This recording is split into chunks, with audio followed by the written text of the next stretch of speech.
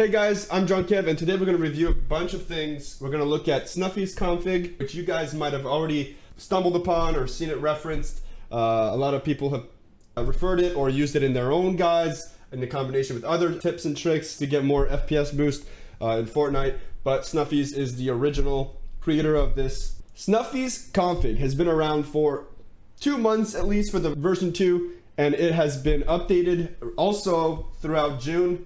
Looking at it here, it's basically just a script that, based on your CPU cores, the parameters you shoot in there, it's going to only allow a certain number of threads to run, usually trying to get 1 core per thread based on what his guide suggests. So 1 core per thread, and he suggests to put only 6 cores active with no hyper-threading or SMT, which is the AMD version of hyper-threading.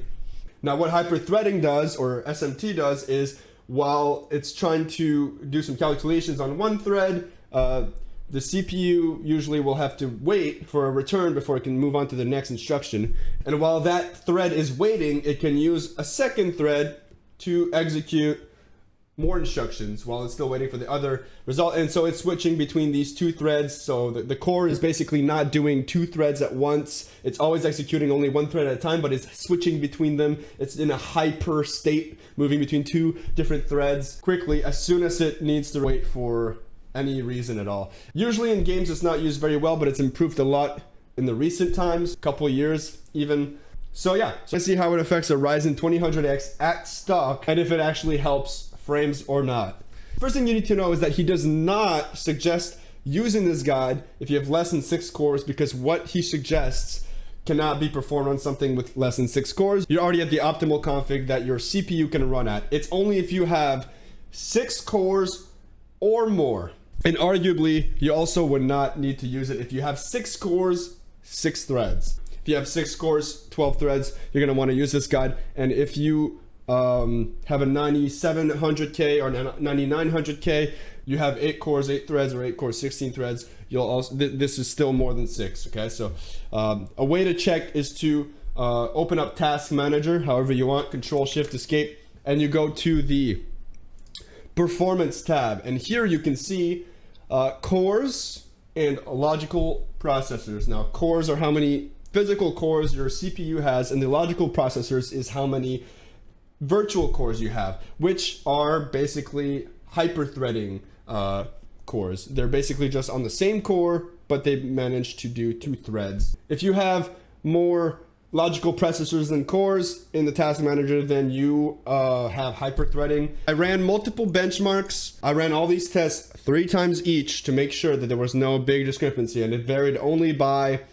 half an FPS to 1 FPS between runs. Keep in mind that this benchmark was run on a very intense map that was designed for benchmarking. So although normally I would get anywhere between 300 to 500 FPS while just playing the game normally, this map was designed to really stress and use a bunch of particle effects. So average FPS values, the lows, are much lower than you would normally encounter in a game. It also does help represent underload, lots of things happening, lots of calculations happening, which is something that happens in the very late game scrims where 20, 30, 60 people even in a small circle would be building insanely fast and an insane amount of materials at once. As you can see, this benchmark does not show any building, because as far as I know, creative mode does not allow, automated building. Players have to build in advance or as they're playing the map. Alright, so now that you see what the benchmark map looks like, I'm going to show you the graphs here. Looking at the first graph, we have the different core configurations that I ran through for the same 2700X CPU, the same RAM speeds at 3200 megahertz, CAS 14, 4 cores, 4 threads. You're still running pretty good. I didn't test 4 cores, 8 threads, but you can probably see where it would go. If you look at the 6 core 12 threads and the 6 core 6 threads, you're looking at something similar. I could already see that it was getting worse with the hyper threading with the 6 cores. As you can see, you don't have much difference between 4 cores and 8 cores. The only thing that you see different is maybe a different average minimum, so less dips, because the more cores kind of prevent some dips when they see the usage spikes. It's more evened out. It could help, or it could actually just be, within the margin of error. But here we see that 8 core 16 threads and 8 cores 8 threads, about the same, but you can see that 8 core 16 threads actually helps a little bit with the lows, but the average FPS is about the same. It's actually a little bit lower. The important thing that you can see is that Snuffy's guide advises 6 cores 6 threads active. All of his values that he's put down in his guide are to get 6 cores and 6 threads running on 16 threads or 8 threads. The binary values that he gives you are for 6 cores, 6 threads. You can see here with the core configuration benchmark that they're actually the optimal result. Now you can see there's not much difference between the other ones, but the whole point was to prove that 6 cores, 6 threads was optimal. And we can see if we go lower, you get lower. And if you go higher cores and threads, you also get lower FPS. And the important thing to see here is that not only that you get a higher average FPS by quite a bit, if you ask me. Keep in mind that these are still very low FPS values because this is a worst case scenario and actually beyond a worst case scenario. Honestly, once you have 6 cores, 12 threads or higher, I'm not sure it's actually even worth it. Unless you really care about those frames, but if you're happy, you get good frames and you're satisfied, don't be pressured into using this if you're not sure how the script works because the gains are minimal.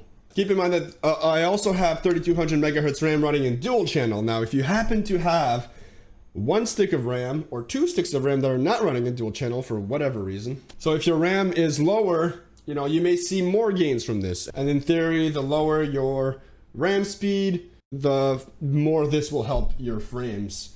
Like Snuffy's config. Thank you, Snuffy, for what you've done here. This is really amazing. Send this video to your friends so that they can stop dying due to lag. Please leave a like and subscribe. Enable notifications because that's the only way you're gonna get more of my content. May your frames be high and your ping low. See ya.